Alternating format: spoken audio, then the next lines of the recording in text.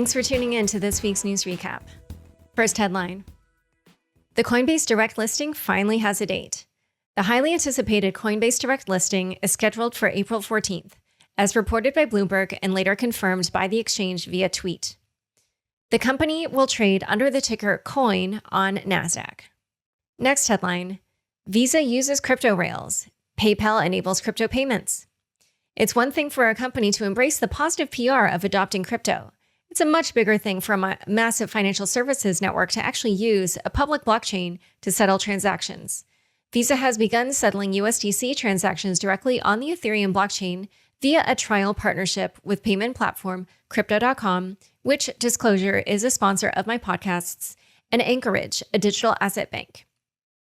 Previously, Crypto.com's Visa card owners would have to convert cryptocurrency holdings to fiat before making a purchase, adding an extra step and cost for businesses. Reuters reported that Visa completed its first transaction this month, with Crypto.com sending USDC to Visa's Ethereum address at Anchorage. Meanwhile, PayPal announced that customers would be able to use crypto to pay at its 29 million merchants in the coming months. Users who hold Bitcoin, Ether, Bitcoin Cash, and Litecoin can now convert to fiat at checkout and make payments, marking the, quote, first time you can seamlessly use cryptocurrencies in the same way as a credit or a debit card inside your PayPal wallet, CEO Dan Schulman told Reuters. However, the merchants will receive fiat, as PayPal will convert the crypto before handing it over. Next headline. Goldman and BlackRock embrace crypto. Goldman Sachs plans to offer its private wealth management clients exposure to Bitcoin and other digital assets sometime in the next 3 months. Mary Rich, the soon-to-be-announced global head of Goldman's private wealth management division, said Goldman would look to ultimately offer a full spectrum of crypto investment vehicles, be it, quote, physical Bitcoin, derivatives, or traditional investment. As reported by CNN, Rich said consumer demand drove the bank's decision to jump into crypto. She specifically cited contingents of clients who, quote, are looking to this asset as a hedge against inflation and feel like we're sitting at the dawn of a new internet. Goldman is the second large U.S. bank to offer clients access to crypto after Morgan Stanley announced a similar plan in mid-March, with the caveat being that, to invest, Goldman is the second large U.S. bank to offer clients access to crypto after Morgan Stanley announced a similar plan in mid-March, with the caveat being that, to invest, Goldman clients must hold a minimum of $25 million at Goldman. At Morgan Stanley, the minimum is $2 million. Speaking of Morgan Stanley, the investment bank said in a Thursday regulatory filing that 12 of its institutional funds might gain exposure to Bitcoin through cash-settled futures or the Grayscale Trust. Each fund, the filing suggests, could allocate up to 25% of its assets to Bitcoin exposure. Rick Rieder, CEO of the $8.7 trillion asset manager BlackRock, hinted that the investment giant was beginning to dabble in Bitcoin back in February. On Wednesday, a regulatory filing confirmed the asset manager's involvement in the Bitcoin space by way of CME futures contracts. The $6.5 million investment was small, representing just 0.03% of BlackRock's global allocation fund, but it is still a step in the direction of CeFi's acceptance of cryptocurrency. Next headline. The NFT craze has some serious backers. It appears the recent NFT boom, which has featured a JPEG selling for $69 million in ETH and burned paintings rising from the ashes in digital form, is being taken seriously by the wider world. This week saw 4 notable investments in the NFT space. Web3 accelerator and metaverse builder Outlier Ventures announced a $350 million round of funding at a $2.5 billion valuation from, quote, the likes of Mark Cuban and Gary V., which means Gary Vaynerchuk. The announcement was made via a tweet by CEO Jamie Burke, a recent Unchained guest. Dapper Labs, the company behind NBA Top Shot and CryptoKitties, secured $305 million in private funding from an eye-popping group of NBA stars, including Michael Jordan and Kevin Durant, along with a slew of strategic partners headlined by A16Z. In perhaps the most unexpected words ever spoken in this recap, you can find the whole report on ESPN.com. Blockchain development firm Engine has raised $18.9 million in funding with plans to build its upcoming blockchain network Efinity on Polkadot. Efinity will be a purpose-built NFT blockchain that aims to resolve the high gas fees associated with Ethereum and without the centralization of Dapper Labs' Flow blockchain. NFT marketplace SuperRare announced a $9 million funding round on Tuesday, led by Velvet Sea Ventures and Mark Cuban, who will be an upcoming guest on Unchained. SuperRare plans to use the funding to add social elements to the platform. Zora, a SuperRare competitor, also completed a funding round this week, raising $8 million in equity sales with 5 investors, whose identities remain unknown. Next headline, the SEC sues LBRY for selling unregistered securities. The Securities and Exchange Commission is charging LBRY, a decentralized publishing platform, for allegedly selling unregistered securities. The charges stem from the LBRY team selling tokens as investment contracts before the project was developed to raise money, with the assumption that the token's value would go up.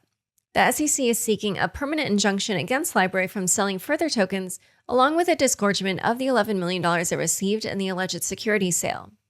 LBRY CEO Jeremy Kauffman, in a statement shared with Decrypt, said, quote, "The SEC complaint against LBRY reflects an outdated view of the economy that stifles innovation, accessibility, and creativity.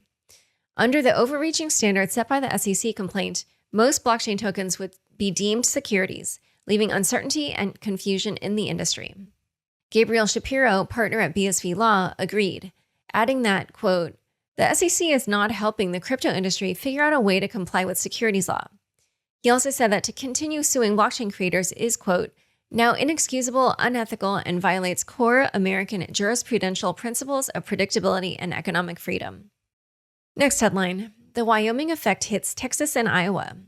Between Wyoming, led by blockchain wonder women Caitlin Long, CEO of Avanti Bank, and Senator Cynthia Lummis, and Miami, directed by Mayor Francis Suarez, the race to become the crypto safe haven in the U.S. has begun. In case you missed them, both Long and Mayor Suarez have been recent guests on the show. This week, 2 more states joined the fray. The Iowa House of Representatives unanimously approved legislation that would permit the use of distributed ledger technology and smart contracts when providing records of transactions. In Texas, Governor Greg Abbott tweeted his support for a recent crypto law proposal that aims to adapt existing laws to the wide world of digital assets, recommending that Texas should lead on this like we did with the gold depository. While positive news for the industry, Long pointed out the gaping hole in the Texas crypto proposal that would create a lien mess, meaning a mess around potential liens on Bitcoin, if passed.